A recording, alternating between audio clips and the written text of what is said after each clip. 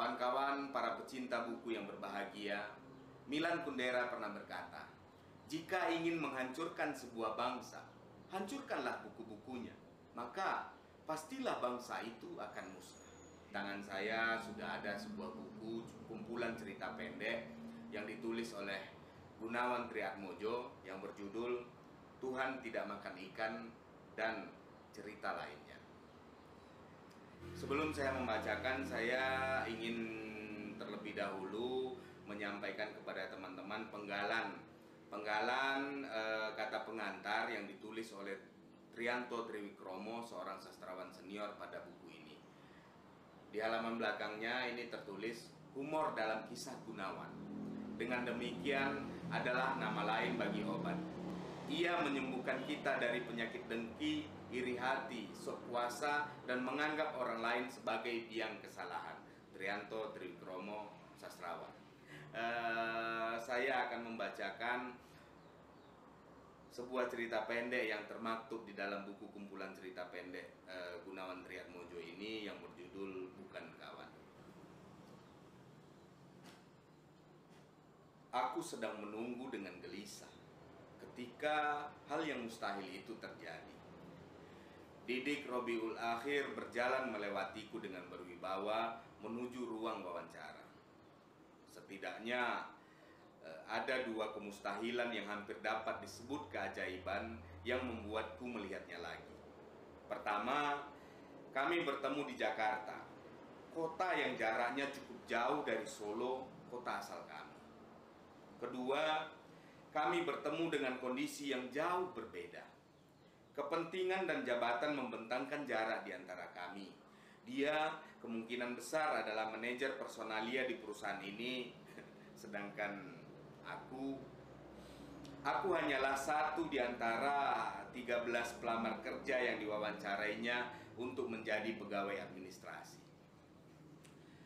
Aku tak yakin apakah Didi masih mengenaliku saat ini. Kami pernah seruang saat kelas 2 SMA dan itu terjadi sekitar 15 tahun yang lalu. Setelah lulus kami terpisah dan tak pernah bertemu lagi. Aku hanya mendengar dia berhasil diterima sebagai mahasiswa seni rupa pada perguruan tinggi negeri favorit di kota kami. Padahal aku tahu persis bahwa dia itu buta warna. Rupanya jalan nasib kami berbeda. Aku melewati 15 tahunku dengan tersarup-sarup hingga detik ini. Sedangkan dengan kedudukannya sekarang, aku dapat menaksir betapa suksesnya dia. Aku melamunkan segala keajaiban yang mungkin dialaminya, sehingga berhasil memangku jabatan prestisius di perusahaan rokok nasional ini. Aku geleng-geleng kepala dan merasa nasibku semakin sial. Didi masih mewawancarai calon karyawan sedangkan aku menunggu giliran. Ruang wawancara itu berdinding kaca sehingga aku dapat melihat sosoknya yang elegan dan berkarisma. Aku dapat melihat tatapan penuh percaya dirinya, seakan intimidasi halus yang merikuhkan calon karyawan di depannya. Dari sini pun aku mampu merasakan tekanannya. Tanpa sadar, ku cengkram salinan ijazah S1 manajemen ekstensiku yang baru kuperoleh tahun lalu. Tanpa sadar, aku mengagumi penampakannya saat ini dan mau tak mau ingatanku melayang ke masa SMA. Saat itu kami masih menjadi pelajar yang tak saling kenal meski sekelas. Sebuah peristiwa dalam bus mengakrabkan kami. Kami sama-sama berasal dari keluarga sederhana yang tak memiliki sepeda motor. Sebenarnya, Didik jarang naik bus. Dia lebih sering nebeng Hasan, teman sekelas blasteran Yaman. Siang itu, Hasan ada keperluan sehingga tak bisa memberi tumpangan pada Didi. Hasan memberi Didi uang 200 perak untuk ongkos pulang naik bus. Pemberian ini sebenarnya adalah semacam olok-olok dan berhasil membuat siswa yang berada di tempat itu tertawa, termasuk aku. Tetapi dengan raut biasa, Didi menerima uang itu karena sudah tak punya uang untuk ongkos pulang. Uang sakunya telah habis dibelikan sebungkus nasi oseng, segelas es teh, dan 2 batang rokok yang dinikmatinya di kantin saat istirahat pertama dan kedua. Mungkin bagi Didi saat itu, harga diri adalah perkara yang tidak penting. Pulang jalan kaki di bawah cuaca yang sangat terik tentu lebih menderita dibandingkan jika hanya ditertawakan kawan-kawan. Setengah jam kemudian tinggal aku dan Didik di jembatan dekat sekolah itu. Kami masih malas pulang dan asyik nongkrong. Didik ternyata orang yang jenaka. Ceritanya membuatku terpingkal-pingkal. Oleh kawan-kawan, Didik dipanggil Pelo, bahasa Jawa dari cadel, karena memang artikulasinya kurang jelas. Kemanapun pergi, Didik selalu membawa korek api. Dia adalah pecandu berat rokok yang cekak modal sehingga takdirnya adalah berjaga-jaga. Dia akan meminta sebatang rokok pada teman kami yang kaya dan menukarnya dengan jasa menyulutkannya. Bila itu terjadi, oh, kawan kami yang kaya itu sudah seperti bos mafia, sedangkan Didik, ya, Didik adalah kroconya. Tapi Didik seakan tak bermasalah dengan itu semua. Rasa malu seakan telah dihapus dari genetikanya. Bahkan dia menjuluki dirinya sebagai RPKAD, remaja pembawa korek api doang. Setelah agak sore kami pun memutuskan pulang. Rumah kami searah sehingga naik bus yang sama. Saat itu kami berdiri di pintu belakang bus dekat Kenek. Sesampainya di pasar, banyak pedagang buah antri jadi penumpang. Kenek itu segera mematikan rokoknya dan menaruh puntungnya yang masih setengah batang di kisi jendela bus, lalu membantu mengangkut muatan mereka.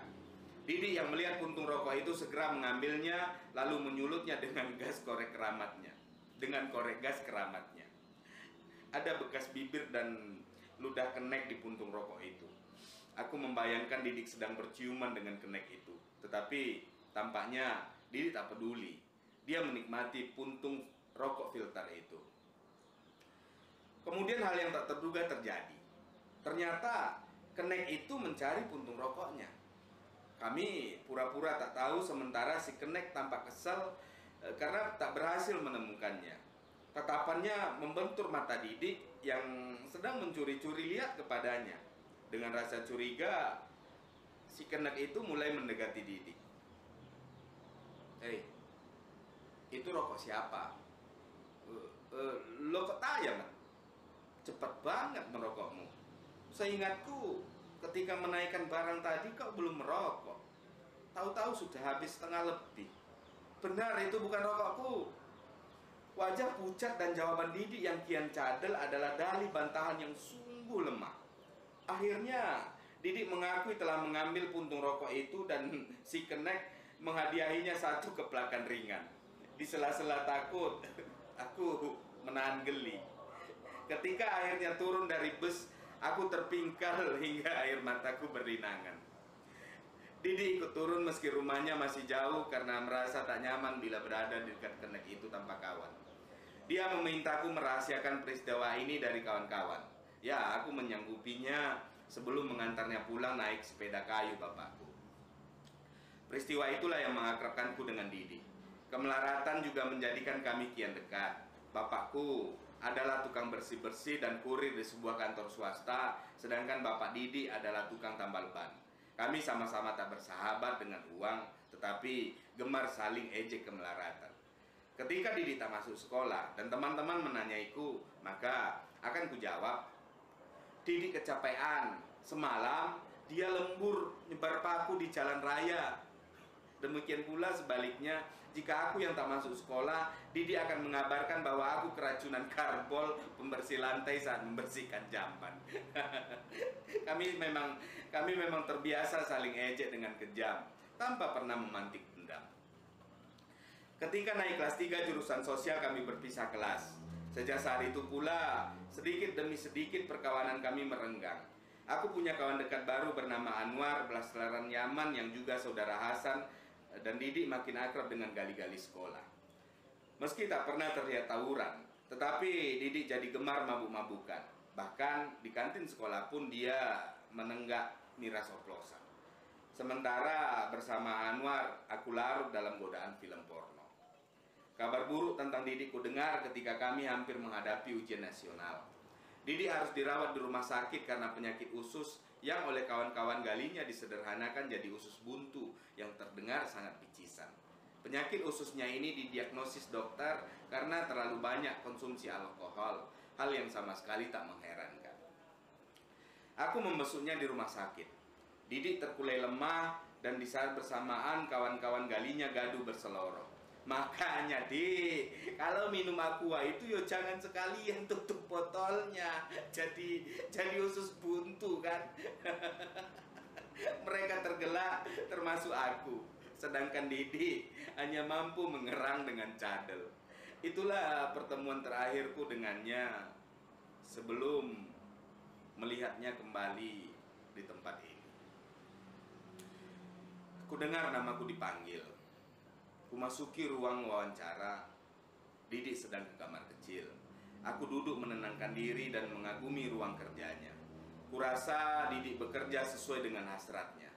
Aku kembali teringat peristiwa puntung rokok dengan kenek itu, dan kini dia menjadi manajer personalia perusahaan rokok nasional.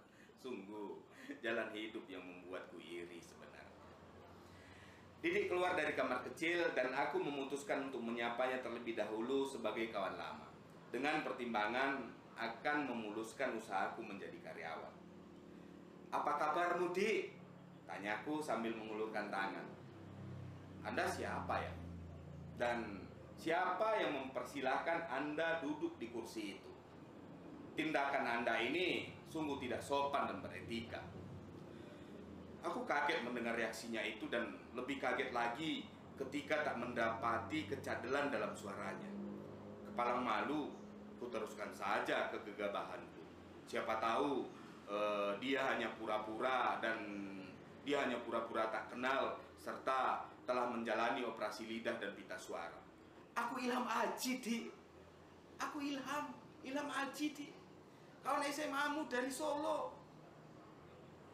"Maaf, saya tidak kenal Anda. Anda bisa lihat dan baca nama saya," katanya seraya menunjukkan nama pada kartu karyawan yang tersemat di dada kanannya. Di situ tertulis Santosa Sejahtera, manajer personalia. Tubuhku serasa meleleh di hadapannya. Tanpa menunggu diusir, aku mohon diri. Aku meninggalkan ruangannya dengan harga diri yang compang-camping. Di dalam lift yang bergerak turun, aku menyesali tindakan gegabahku. Barangkali minus mataku memang sudah bertambah. Ku copot kacamataku, ku bersihkan dengan ujung baju. Mereka sungguh mirip. 15 tahun tak akan melamurkan ingatanku pada sosok Didik. Tetapi kenyataannya aku keliru orang. Ketika memakai lagi kacamataku, ada seberkas keriangan terselip dalam hatiku.